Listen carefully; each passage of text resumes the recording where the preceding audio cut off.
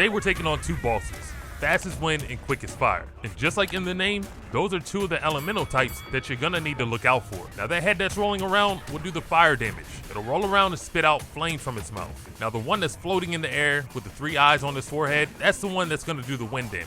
From the start of the fight, ignore that one. Just focus on the one that's rolling around on the ground. You wanna do all of your attacks on the back of its head for obvious reasons. Now if that head starts to roll around a lot, create some distance.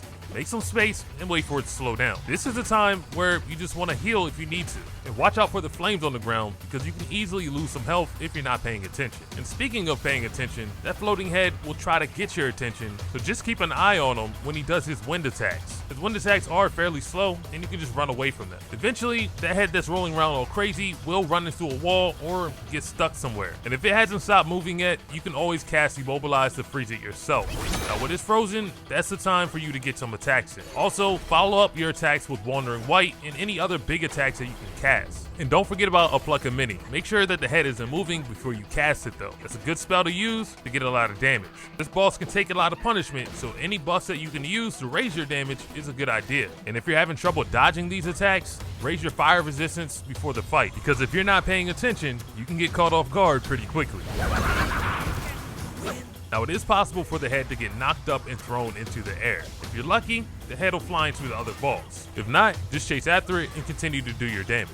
And remember that you have your transformation spells. Use those when you need to get in extra hits. I like to use Guanzi just because of his mobility and he can stay on top of the boss pretty efficiently. At some point, the other boss is going to make the mistake of flying down and landing on the ground. When he does, hit him with Immobilize and get on top of him as soon as possible. Do as much damage as you can while he's on the ground, because eventually he's going to wake back up and fly back into the air.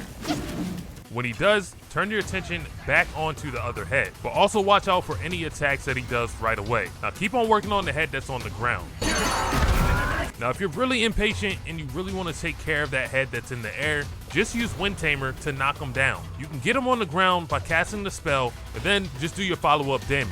Now he's not going to stay there for long, so it's a good idea to wait for Immobilize to charge up and then use both of those spells together. You can also use charged up heavy attacks to try to get in some quick hits when he's floating in the air. But I advise that you focus on the one that's rolling around on the ground first, just because you may not be as accurate as you may think trying to do those heavy attacks.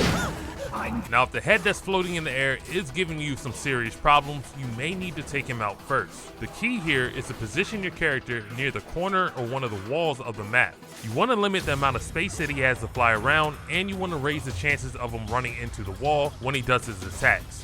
This will bring him down low enough where you can get some attacks in, and eventually he will go down.